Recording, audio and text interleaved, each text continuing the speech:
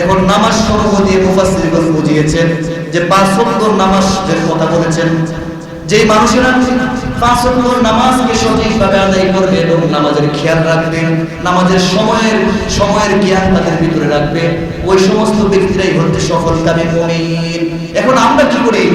আমাদের যখন কাজের মধ্যে লিপ্ত হয়ে যায়, নামাজের সময় হয়ে গেছে, তখন আর নামাজের খবর নাই। বলে যে কাজটা জরুরি কাজটা শেষ করে নামাজ পড়ি। নামাজকে কখনো কাজের কথা বলা যাবে না, কাজকে বলতে হবে যে আমার নামাজ আছে। আমরা আজকে কথা বলবো আল্লাহ রাব্বুল আলামিন পৃথিবীতে সফলকামী কিছু মুমিন বান্দাদের কথা ঘোষণা করেছেন। এখন সফলকামী কারা? সফলতার বিষয়ে যদি বলতে চাই তাহলে আমাদেরকে বুঝতে হবে আল্লাহ পাকের ভাষায় যাদেরকে সফলকামী বলেছেন। এই পৃথিবীতে মানুষকে আল্লাহ তাআলা কিসের জন্য পাঠিয়েছেন? শুধু সংসারদারি, ব্যবসা বাণিজ্য এগুলি করার জন্য নাকি? ওয়ামা খালাকতুল জিন্না ওয়াল ইনসা ইল্লা লিয়াবুদুন। আল্লাহ রাব্বুল আলামিন এই পৃথিবীতে মানুষ এবং জিনদেরকে আল্লাহ তাআলা বলেছেন আমি পাঠিয়েছি একমাত্র আমি আল্লাহ রাব্বুল আলামিনের ইবাদত করার জন্য, আমার গোলামি করার জন্য আমি মানুষকে পৃথিবীতে পাঠিয়েছি। এখানে আমি আগেও আলোচনা করেছি, পৃথিবীতে মানুষ সৃষ্টি করার পরে 6টা জগতে মানুষকে আল্লাহ তাআলা লালন পালন করে থাকে। মানুষের বসবাসের ব্যবস্থা 6টা জগতে করে থাকে। এর মধ্যে দুনিয়াটা হচ্ছে 3 নাম্বার জগৎ। এখানে মানুষ সে যদি বাজার করতে গিয়ে বাজারের মধ্যে দেখবেন বিভিন্ন ধরনের ঔষধ বিক্রি করে, লেকচারাররা লেকচার দেয়, এখানে সাপের খেলা দেখায়, গান বাদ্য বাজায়। এখন আপনার সন্তান যদি এইগুলি দেখে এই খেলার মধ্যে লিপ্ত হয়ে সে সময় পার করে সন্ধ্যাবেলা খালি ব্যাগ নিয়ে আসে, এখন আপনার ঘরেও কিছু নাই রান্না বান্না করার মতো, এখন খালি ব্যাগ নিয়ে আসলে তারে কি আদর করে জড়াই ধরবেন না লাঠি দিয়ে দৌড়ানি দিবেন? অবশ্যই দৌড়ানি দিবেন। ঠিক তদ্রূপভাবে আল্লাহ তাআলা বলতেছেন আমি মানুষকে দুনিয়াতে পাঠিয়েছি আমার ইবাদত করার জন্য, গোলামি করার জন্য, জান্নাতের বাজার করার জন্য। এখানে মানুষজন এসে যদি দুনিয়াতে রং তামাশায় খেয়ে পড়ে মানুষ পরকালকে ভুলে যায়, খালি ব্যাগ নিয়ে আমার কাছে ফিরে আসে, তাহলে আমার কাছে জান্নাতের ওই বান্দার জন্য জান্নাতের কোনো ব্যবস্থা নেই, দৌড়ানি খেতে হবে। আর যদি ব্যাগ ভরপুর করে নিয়ে আসে, যারা ব্যাগ ভরপুর করতে পারে, আল্লাহ তাআলা বলতেছেন আমি ওই সমস্ত ব্যক্তিরাই যারা জান্নাতের বাজার করবে তারাই সফল। এখন সফলকামী ব্যক্তি আল্লাহ পাকের ভাষায় কারা? সূরা মুমিনুনে সে আলোচনা করেছে। ইয়াজিদ ইবনে মাবরুক থেকে বর্ণিত হযরত আয়েশা সিদ্দিকা রাদিয়াল্লাহু তাআলার কাছে তিনি প্রশ্ন করেছেন বিশ্বনবী সাল্লাল্লাহু আলাইহি সাল্লামের চরিত্র কেমন? হযরত আম্মা আয়েশা সিদ্দিকা রাদিয়াল্লাহু তাআলা বলতেছেন বিশ্বনবী সাল্লাল্লাহু আলাইহি সাল্লামের চরিত্র হচ্ছে পবিত্র আল কোরআন। সুবহানাল্লাহ। যে কোরআন যেমন বিশ্বনবীর চরিত্র আখলাক তেমন। এরপরে আম্মা আয়েশা সিদ্দিকা রাদিয়াল্লাহু তাআলা এই সূরা মুমিনুনের 10টি আয়াত তেলাওয়াত করে এই সাহাবীকে শোনাইলেন যে এই আয়াতের যে গুণগান, এই আয়াতের মধ্যে যে চরিত্র আছে বিশ্বনবীর চরিত্র হচ্ছে এরকম। এখন আমাদের বিশ্বনবীর চরিত্রের সাথে আমাদের চরিত্র মিলানো দরকার আছে না? অবশ্যই আছে। তাহলে এখানে 7টা কথা বলেছেন, 7টা গুণ যাদের মধ্যে থাকবে আল্লাহ পাকের ভাষায় তারাই হচ্ছে সফলকামী। এই 7 গুণ বলা কারা? আল্লাহ তাআলা বলতেছেন কদ আফলাহাল মুমিনুন আল্লাযীনা হুম ফী সালাতিহিম খাশিউন ওয়াল্লাযীনা হুম আনিল লাগwi মু'রিদুন ওয়াল্লাযীনা হুম লিয-যাকাতি ফাঈলুন। আল্লাহ রাব্বুল আলামিন বলেন কদ আফলাহাল মুমিনুন, পৃথিবীতে ওই সমস্ত মানুষগুলো সফলকামী, তারাই সফলতা অর্জন করেছেন, তারাই মুমিন বান্দা। আল্লাযীনা হুম ফী সালাতিহিম খাশিউন।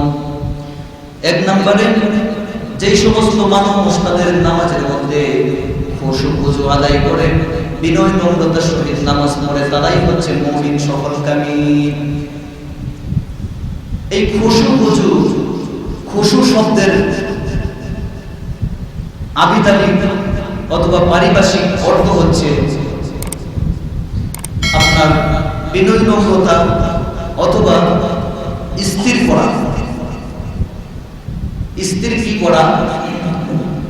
আল্লামা শফি রহমাতুল্লাহি আলাইহি তাফসীরে মারিফুল কুরআনে এবং আরো কয়েকজন মুফাসসিরগণ এখানে বলেছেন যে মানুষের মনকে স্থির করা। নামাজ যখন পড়বে মানুষের মনকে স্থির করা। আমি যখন গত বছর মাহফিল গেছি চট্টগ্রাম, আমার সাথে যে একজন খাদেম গেছিল, তখন হোস্টেলে গেলাম, এই গেস্ট হাউসে গেলাম, কোথায় মনে করেন যে শান্তি লাগতেছে, যেদিকেই যাই শুধু অশান্তি, গরম, মানে তাপমাত্রাও বেশি, এমন একটা অবস্থা, হাহাকার অবস্থা। পরে দেখলাম রাস্তার পাশেই মসজিদ, মসজিদে গেলাম, 2 রাকাত নামাজ পড়লাম, দুইজনে বসলাম। আমার খাদেম বলতেছে যে হুজুর কত জায়গায় গেলাম, এই যে আল্লাহর পর মসজিদে আসছি, এত শান্তি লাগতেছে, মনে হইতেছে 1-2 ঘন্টা ঘুমায় যায়। পৃথিবীর যত স্থান আছে, বাজার বলেন, অফিস, আদালত, মিল, কারখানা, যাই কিছু বলেন, কোনো জায়গাতেই, সংসার বলেন, সমাজ বলেন, কোনো জায়গাতেই শান্তি নাই। কথা ঠিক না? শান্তি একমাত্র কোথায়? আল্লাহ পাকের ঘরে, মসজিদে।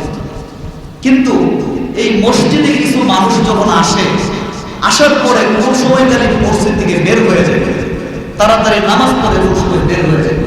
আমি বুঝি না এই মানুষদেরকে কি শয়তানের লাঠি দিয়ে পিঠায় কিনা, যে শয়তানের বাইরে কিনা তাড়াতাড়ি মসজিদ থেকে বের হো। আসে না? নাই এরকম? আপনাদের এদিকে নাই, আমাদের এদিকে আছে। নষ্ট করার কথা বলতেছে। এই জন্য আল্লাহ রাব্বুল আলামিন বলতেছেন আল্লাযীনা হুম ফি সালাতিহিম খাশিউন।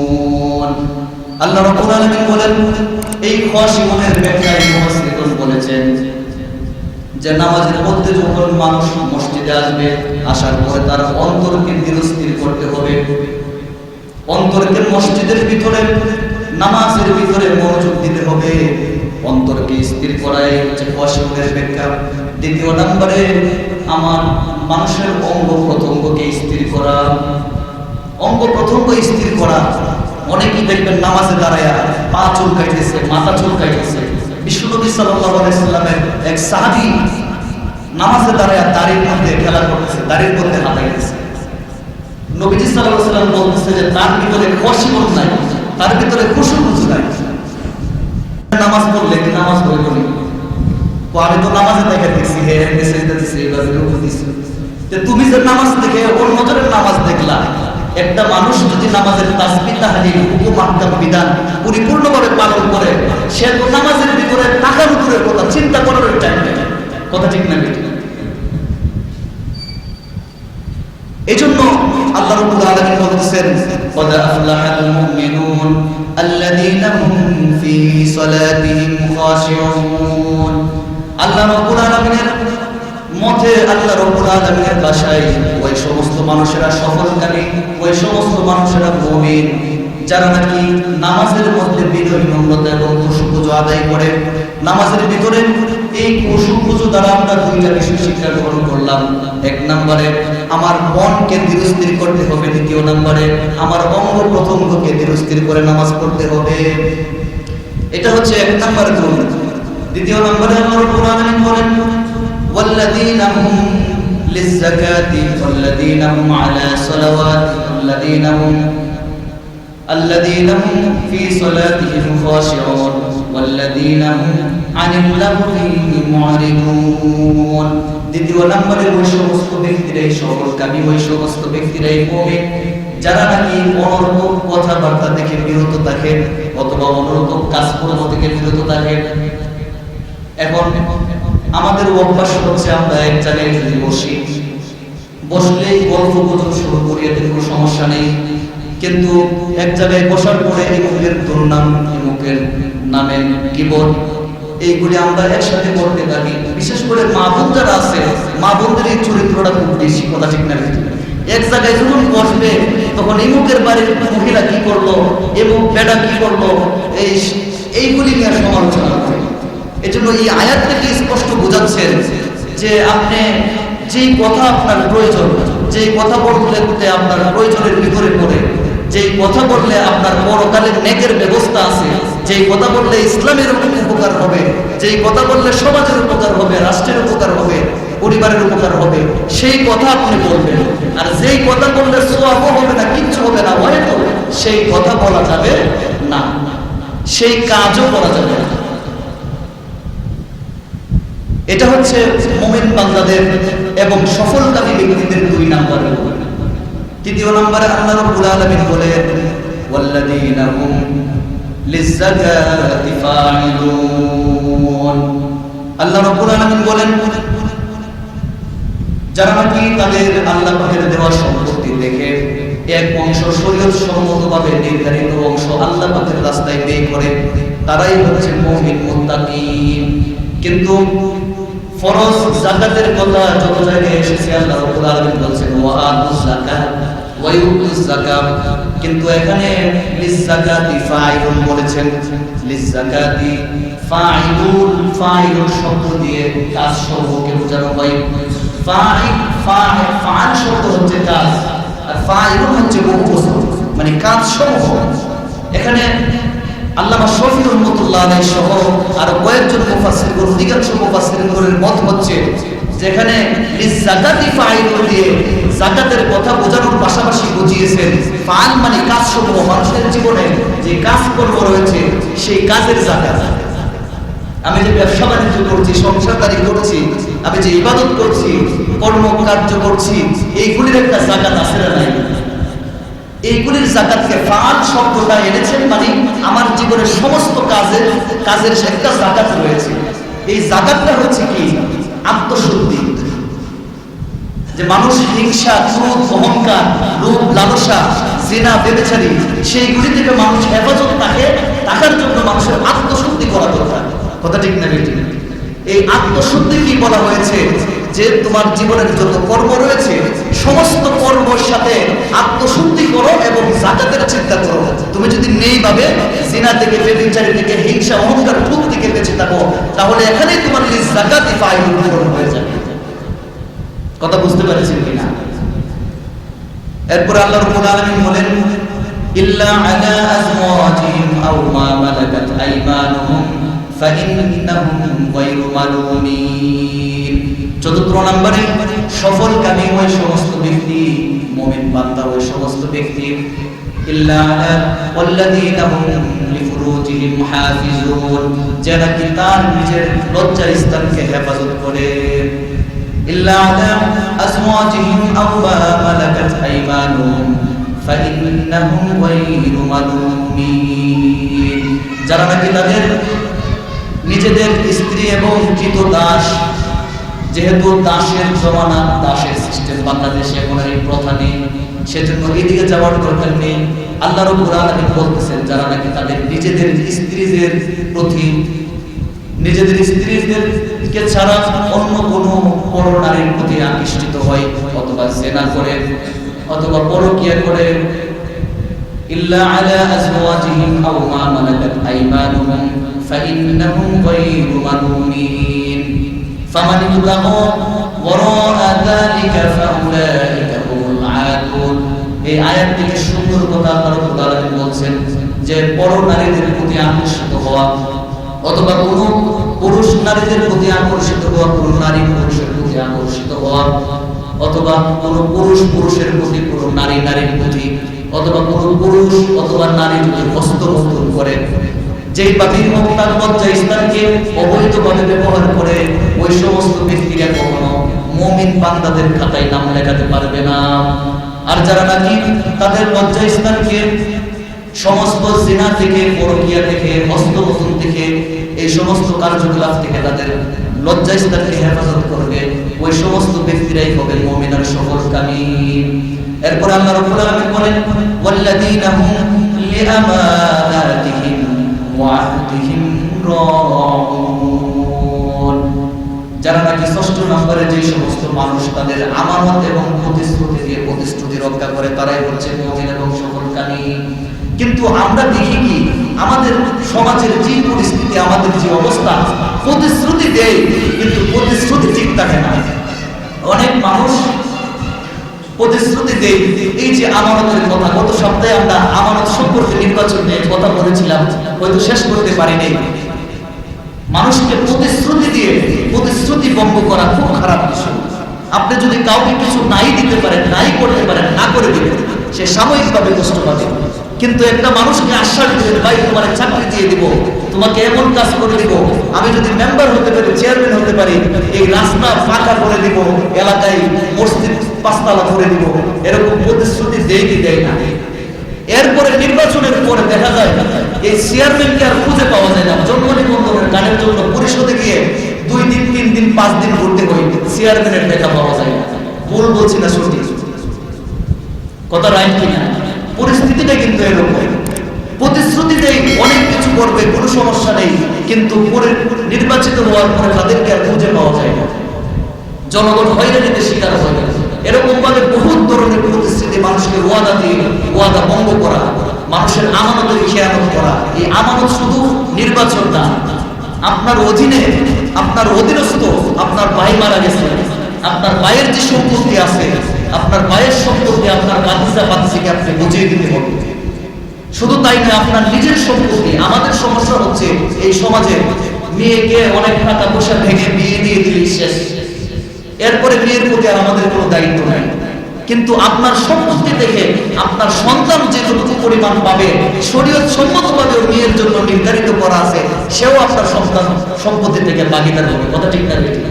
কোনো মানুষ যদি তার বিয়ে সন্তানকে সম্পত্তি না দিয়ে বিয়ে দিয়ে এভাবেই শেষ করে দেয়, মনে রাখবেন হাসরের ময়দানে এই সম্পত্তি তার কন্যা সন্তানকে বুঝে দেওয়ার আগ পর্যন্ত এই পিতা মাতা কখনো জান্নাতে ঢুকতে পারবে না। এটা হচ্ছে একটা আমানত। এজন্য আল্লাহ রাব্বুল আলামিন বলেছেন, ওয়াল্লাযীনা হুম লিআমানাতিহিম ওয়া আহদিহিম রাউন। ওই সমস্ত ব্যক্তিরা সফলকামী মুমিন যারা নাকি প্রতিশ্রুতি দিয়ে প্রতিশ্রুতি রাখে এবং ওয়াদা দিয়ে ওয়াদা ভঙ্গ করে না। আর যারা ওয়াদা দিয়ে ওয়াদা ভঙ্গ করে, আমানতের খেয়ানত করে, আল্লাহ রাব্বুল আলামিনের ভাষায় ওই সমস্ত মানুষ হচ্ছে মুনাফিক। ওই সমস্ত মানুষ কি? মুনাফিক।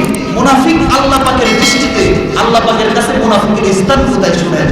আল্লাহ রাব্বুল আলামিন বলেন, ইন্নাল্লাহা জামিউল মুনাফিকিনা ওয়াল কাফিরিনা ফি জাহান্নামা জামিআ।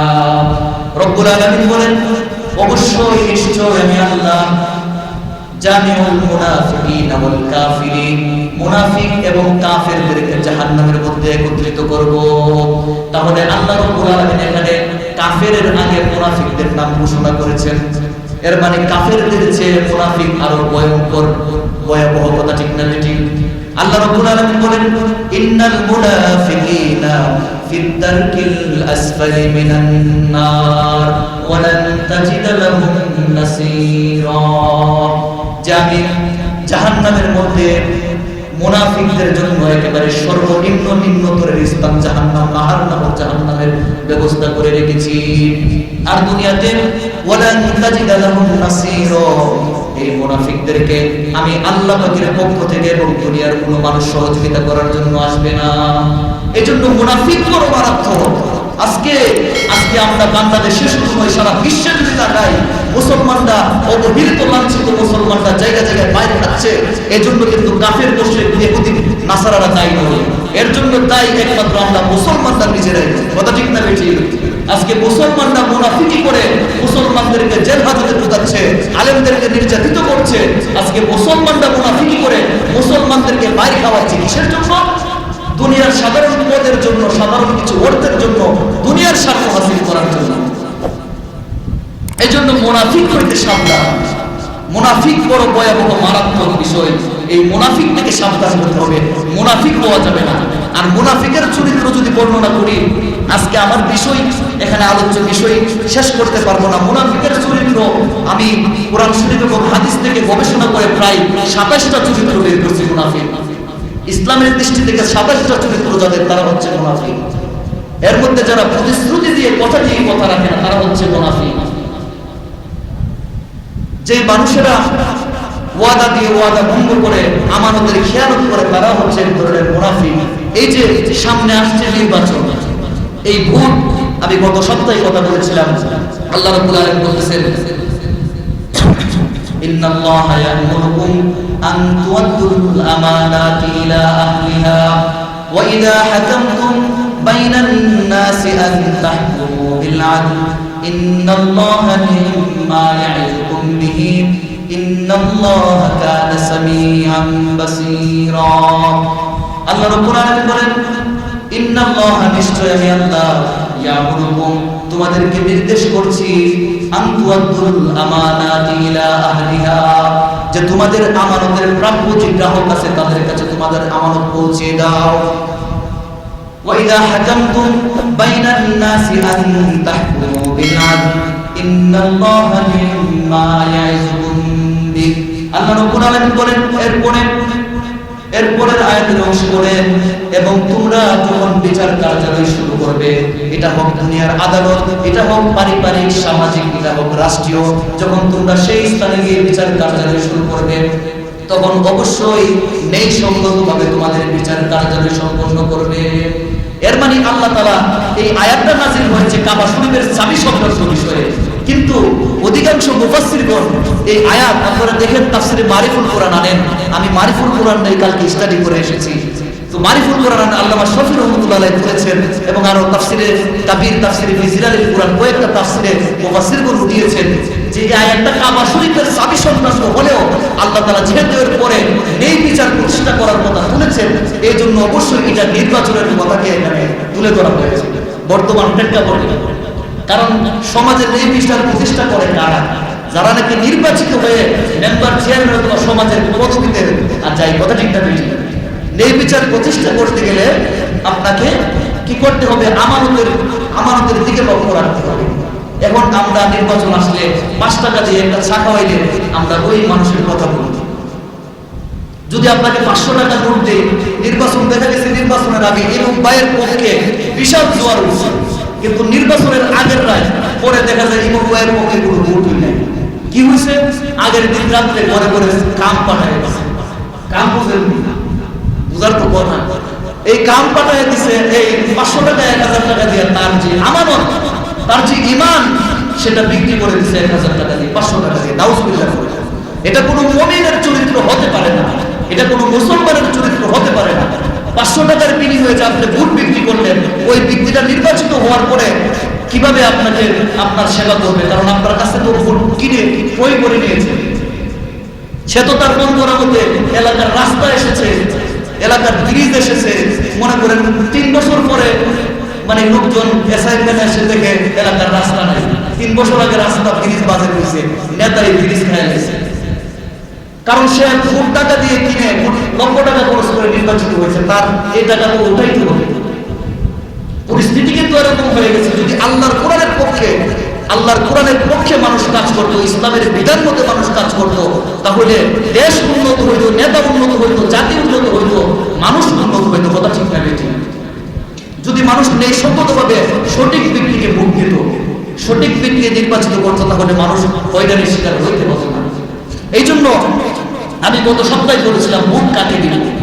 আমরা ইমাম নির্বাচিত করতে গেলে ইমামের 14 গোষ্ঠীর খবর নেই, ইমামের বাড়িতে বউ আছে কিনা এটাও খবর নেই, কথা ঠিক না? বাপ মা পর্দা করে কিনা এটাও দেখি। এখন যে সমাজের ইমাম তো মাত্র একটা মসজিদ মহল্লার ইমাম, আর যে সমাজের ইমাম, রাষ্ট্রের ইমাম, যার কাছে লক্ষ লক্ষ টাকার বাজেট চাবি থাকবে, ওই ব্যক্তিকে নির্ধারিত করতে গিয়ে আমরা কিন্তু যাচাই বাছাই করি না। ইমাম মসজিদে যদি নামাজে ভুল করে আমরা ইমামদের লোকমা দিই, কথা ঠিক না? কিন্তু সমাজের ইমাম যখন ভুল করে, রাষ্ট্রের ইমাম যখন ভুল করে, ভুলের তো কোনো অভাব নাই। ভুলের কথা বললে তো এই জমা শেষ হইল না। ভুল করলে লোকমা দেওয়ার সাহস আমাদের নাই, কারণ আমরা বিক্রি হয়ে গেছি তাদের কাছে, কথা ঠিক না বেঠিক? আমরা 500 টাকা দিয়ে 1000 টাকা দিয়ে বিক্রি হয়ে গেছি। এজন্য মুসলমান আমাদেরকে সতর্ক হয়ে চিন্তা করে ইসলামের বিধান অনুযায়ী কাজ করতে হবে। যেখানে ইসলামের বিধান আছে সেখানেই শান্তি আছে, যেখানে ইসলামের বিধান নাই সেখানে শান্তি কখনো আশা করা যায় না। করোনা আসছে, এই করোনা মানুষের উপরে মহামারী, আরো গজব যখন আসে সব মানুষ আয়াত দোয়া করে ইমাম সাহেব সবের দোয়া করে এবং দোয়া করে কাজ হয় না। এখন ইমাম সাহেবের সংকোচ, ইমাম সাহেব আপনারা কি দোয়া করেন, কি হুজুর হইলেন? আগের হুজুরা দোয়া করলে মোনাজাত উঠাইলে একেবারে সাথে সাথে বৃষ্টি নেমে গেছে, আপনারা দোয়া কবুল হয় না কেন? কবুল হবে কিভাবে? ড্রাইভার ঠিক নাই, কথা ঠিক না বেটি? কারণ আমাদের ড্রাইভার ঠিক নাই। গাড়িতে প্যাসেঞ্জার যারা আছে সব আল্লাহর ওলি, বড় বড় আল্লাহর ওলি, দরবারের পীর, বড় বড় মাদ্রাসার মুহতামিম, বড় বড় বক্তা, গাড়ির প্যাসেঞ্জার। আর সমাজ যে চালাচ্ছে, রাষ্ট্র যে চালাচ্ছে, যে ড্রাইভার সে হচ্ছে মকবুল। এখন গাড়ি খাদে যাবে না, রোডে চলবে। আমাদের পরিস্থিতি এরকম হয়েছে। যাই হোক, আমানত সম্পর্কে অনেক কথা ছিল, আমি বলতে পারি নাই। গত সপ্তাহ আমরা ভোট, যেহেতু নির্বাচন চলছে, আমরা ভোট কাকে দিব সেই কথা আমি বলেছি। এমন ব্যক্তিকে ভোট দিব যে নাকি একটা মসজিদের ইমামের চেয়ে উত্তম, যেখানে যারা কি মসজিদের ইমামের চেয়ে উত্তম, তাকে আমরা ভোট দিব। বাইবেলের ঠিক থাকবে কিনা আল্লাহ জানে, দোয়া করি ঠিক থাকবো। যদি আপনার নিজের মধ্যে, কারণ আমাদের সমস্যাটা হচ্ছে আমার ভাতিজা, আমার চাচা, আমার নিজের লোক, আমার গোষ্ঠীর লোক দাঁড়াইছে এবং তারে আমার ভোট দেওয়া লাগবে।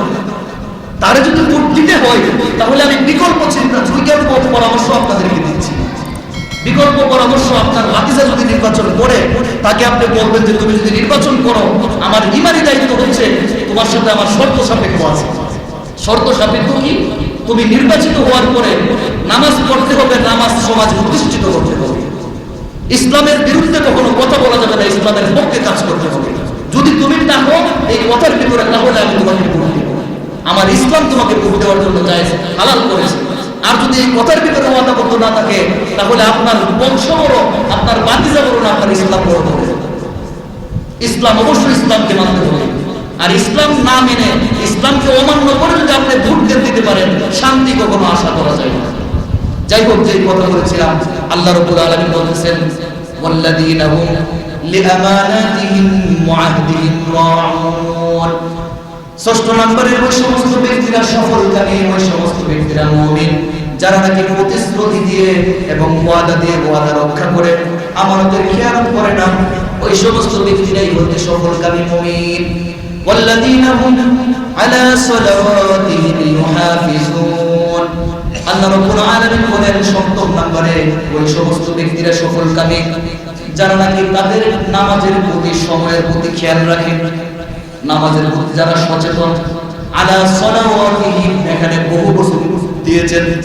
যদি সালাত দিতেন তাহলে এক বছর হতো, সালাওয়াতিহিম বহু বছর এনেছেন, মানে যারা নামাজ সমূহের প্রতি খেয়াল রাখেন। এখন নামাজ সমূহ দিয়ে মুফাসসিরগণ বুঝিয়েছেন যে 5 ওয়াক্ত নামাজের কথা বলেছেন। যেই মানুষেরা 5 ওয়াক্ত নামাজকে সঠিকভাবে আদায় করবে এবং নামাজের খেয়াল রাখবে, নামাজের সময়ের জ্ঞান তাদের ভিতরে রাখবে, ওই সমস্ত ব্যক্তিরাই হচ্ছে সফলকামী মুমিন। এখন আমরা কি করি? আমাদের যখন কাজের মধ্যে লিপ্ত হয়ে যায়, নামাজের সময় হয়ে গেছে, তখন আর নামাজের খবর নাই। বলি যে কাজটা জরুরি কাজ, কাজটা শেষ করে নামাজ পড়ি। নামাজকে কখনো কাজের কথা বলা যাবে না, কাজকে বলতে হবে যে আমার নামাজ আছে। যখন আযান দিয়ে দিবে, তখন আপনাকে সমস্ত দুনিয়াবি কাজ ছেড়ে দিয়ে আপনাকে আল্লাহর ঘর মসজিদে হাজিরা দিতে হবে। এটাই হচ্ছে সালাওয়াতিহিম ইউহাফিজুন, নামাজের হেফাজত করা। কিন্তু আমাদের নামাজের প্রতি আমরা যত্নবান না, খেয়াল রাখি না। আসরের নামাজ চলে যায়, মাগরিবের নামাজ গিয়ে লাগে এসা, আসে না নাই এরকম। নামাজের প্রতি যত্নবান হতে হবে। নামাজ শুধু পড়বেন যে পরকালে সওয়াব পাবেন সেই জন্য না। নামাজ মানুষকে শুধু সওয়াব দেয় না, নামাজ মানুষকে শুধু নেক আমল দেয় না, নামাজ মানুষকে পৃথিবীতে অনেক শিক্ষা দেয়, অসামাজিকভাবে মানুষকে অনেক উপকার দেয় নামাজ। কেমন? একটা মাদ্রাসায়, একটা স্কুলে 50 জন 100 জন 200 জন পোলাপানকে যখন টিচাররা পড়ায়, তখন হাতে ব্যাগ রাখা লাগে কিনা? যদিও বাড়ি না দেয়, বাড়ি দেওয়ার সিস্টেমে কোন নাই, প্রশাসনিকভাবে নিষেধ, কিন্তু বেদ রাখে, বাড়িও দেওয়া লাগে, দিয়ে কন্ট্রোল করতে হয়। কথা ঠিক না? কন্ট্রোল করতে হয়। এখন যে সিস্টেম, বাড়ি দিলে খুব সমস্যা। আর বিশেষ করে যদি মসজিদের ইমাম সাহেবরা বক্তব্য বাড়ি দিয়ে, ইমাম সাহেবের 14 গোষ্ঠীর খবর আছে, মহিলারা পর্যন্ত লিঙ্কি দিয়ে আসে কাজে করা যায়। কথা ঠিক না? আপনাদের এখানে নাই, আমি অষ্টগ্রামের কথা বলতেছি। কিন্তু স্কুলে যদি সন্তানকে বাড়ি দেয়, কলেজে যদি বাড়িতে যদি যান তাহলে গাড়ির মধ্যে করে বের করে দিব, যা দূর হয়ে যা, বেতন পড়াতে বেতন সরকারি, আমাদের ইচ্ছা মতো পড়া। আর মসজিদের তো ইমাম সাহেব যে বেতন দেয় 200 টাকা 100 টাকা 50 টাকা, এবং সারা মাস ইমাম সাহেব পড়াবে, নামাজ পড়াইবো, মক্তব্য পড়াইবো, এবং 200 টাকা অনেক বড় কিছু ইমাম সাহেবের দিয়ে দিছে, জবাবদিহিতা করতে। যাই হোক, যে কথা বলছিলাম, তো স্কুল কলেজ প্রতিষ্ঠানে 50 জন 100 জন 200 জন পোলাপানকে যে মানুষ এই শিক্ষকরা তাদেরকে শিক্ষা দেয়, তাদেরকে কন্ট্রোল করার জন্য ব্যাট লাগে অথবা চুপ রাঙানো লাগে, গরম হয়ে পরে কিন্তু তাদেরকে মানে আপনার কন্ট্রোল করতে হবে। কিন্তু আল্লাহর ঘর মসজিদে শত শত মানুষ, হাজার হাজার মানুষ নামাজ পড়ে, কোনো ব্যাট লাগেনি, কোনো মানুষ লাগে তাদেরকে মানে রাখালি করার জন্য, যে কেউ কথা বলো না, সুন্দর করে শৃঙ্খলা হবে, এরকম কিছু লাগে? কিচ্ছু লাগে না। আল্লাহ রাব্বুল আলামিন মানুষকে এই নামাজের মাধ্যমে সমাজের মানুষকে শৃঙ্খলা শিক্ষা দিচ্ছে। যদি কোনো মানুষ 5 ওয়াক্ত নামাজ পড়ে তাহলে অন্তত 1.5 থেকে 2 ঘন্টা সময় লাগবে। 5 ওয়াক্ত নামাজ যদি সঠিকভাবে পড়ে 1.5 থেকে 2 ঘন্টা। তো মসজিদের ভিতরে যখন মানুষ প্রবেশ করে ইতিকাফের নিয়তে ঢুকে, এখানে এসে বৃষ্টির কথাও বলা যায় না, অহেতুক অনর্থক কথা, অনেক কাছ থেকে হেফাজত রাখে কি রাখে না, এবং সবাই চুপ হয়ে বসে থাকে। এই যে নীরবতা পালন করলো, এই যে মানুষকে নীরবতা শিক্ষা দিল, মানুষকে সভ্যতা বিনয় নম্রতার শিক্ষা দিচ্ছে নামাজ। কথা ঠিক না? নামাজে এসে এমপি সাহেব দাঁড়াইছে, এমপি সাহেবের জিএস ড্রাইভার হয়ে সাথে দাঁড়িয়েছে, নামাজে মালিক দাঁড়িয়েছে, শ্রমিক দাঁড়িয়েছে একসাথে। কথা ঠিক না? আল্লাহ রাব্বুল আলামিন শিক্ষা দিচ্ছে যে দুনিয়ার মানুষ তোমরা শিক্ষা গ্রহণ করো এই নামাজ থেকে, মসজিদ থেকে, যে পৃথিবীতে কেউ মালিক নয়, সবাই হচ্ছে গোলাম। কথা ঠিক না? এই পৃথিবীতে সবাই গোলাম, তোমাদের মালিক হচ্ছে আমি আল্লাহ। আর সবাই এখানে গোলাম, কেউ মালিক নয়, সবাই এক শ্রেণীর। সব মানুষ আমার কাছে শুধু ইনসান, আমার আবেদ বান্দা, আমার ইবাদতকারী হিসাবে আমার কাছে পরিচয়। কেউ এমপি, কেউ মন্ত্রী, কেউ চেয়ারম্যানের পরিচয় আমি আল্লাহর কাছে দিয়ে দাঁড়াইতে পারবে না। এই যে হিংসা, অহংকার, রিয়া থেকে আমাদেরকে মুক্ত করছে নামাজ। কথা ঠিক না? তাহলে নামাজের মাধ্যমে আমাদের সামাজিকভাবে, আমাদের ব্যক্তিগত জীবনেও অনেক উপকার হচ্ছে। তাহলে নামাজ পড়া দরকার আছে না নাই? আল্লাহ রাব্বুল আলামিন বলেন, বান্দা যখন ওযু করে নামাজ পড়ার জন্য আমাদের মসজিদে চলে আসে, মসজিদের মধ্যে এসে যখন বান্দা আল্লাহু আকবার বলে তাকবীর দিয়ে বান্দা যখন নামাজ শুরু করে দেয়, রুকু করে আর সিজদা করে, আমি আল্লাহ রাব্বুল আলামিন এবং বান্দার মধ্যে কোনো ধরনের পর্দা থাকে না। সুবহানাল্লাহ বলবেন না? এই জন্য নামাজ কায়েম করতে হবে সময় মতো, নামাজের সময়কে গুরুত্ব দিতে হবে। ওয়াল্লাযীনা হুম আলা সালাওয়াতিহিম ইউহাফিজুন, যে নামাজকে ইহাফিজুন, মাহফুজ, হাফিজ শব্দ থেকে এসেছে, যে নামাজকে যারা হেফাজত করে, অথবা নামাজের সময়কে যারা আঁকড়ে ধরে, সময়ের গুরুত্ব যারা দেয়, নামাজের সময় মতো অর্থ মতো নামাজ পড়তে হবে। আর যদি আপনি নামাজের সময়কে মেনটেন করতে চান, আপনি নামাজ থেকে শিক্ষা গ্রহণ করতে চান, তাহলে এই নামাজ জামাতের সঙ্গে করতে হবে। কথা ঠিক না?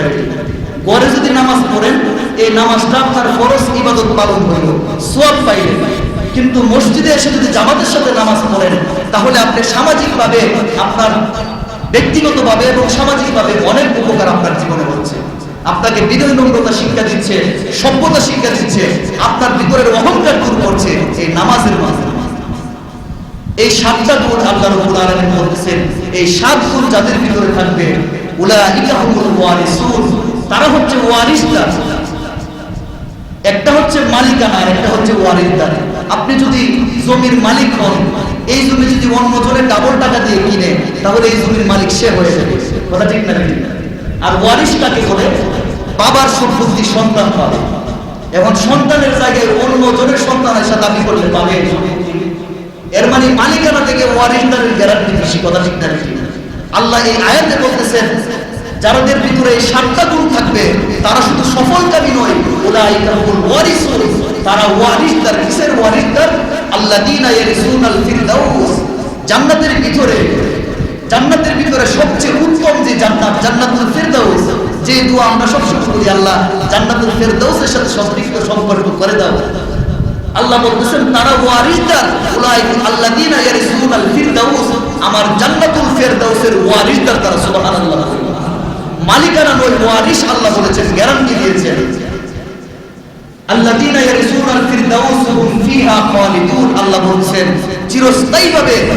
চিরস্থায়ীভাবে তারা সেখানে বসবাসের ব্যবস্থা আমি আল্লাহ রাব্বুল আলামিন তাদের জন্য করে দেব। সুবহানাল্লাহ। গুণ কয়টা? 7টা। 7টা গুণ যে চরিত্র আম্মা জান আয়েশা সিদ্দিকা রাদিয়াল্লাহু তাআলা বলেছে যে বিশ্বনবীর চরিত্র আর এই 10টি আয়াতের চরিত্র একই রকম। যদি কোনো মুসলমান, যদি কোনো মানুষ মুমিন মুত্তাকি ঈমানদার যদি এই 7টা গুণ যদি তার ভিতরে রাখে, 7টা গুণ যদি তার ভিতরে সেট করতে পারে, তাহলে আল্লাহ গ্যারান্টি দিচ্ছেন যে আমি আল্লাহ পাকের জান্নাতুল ফেরদাউস তাদের জন্য আমি ওয়াজিব করে দিলাম।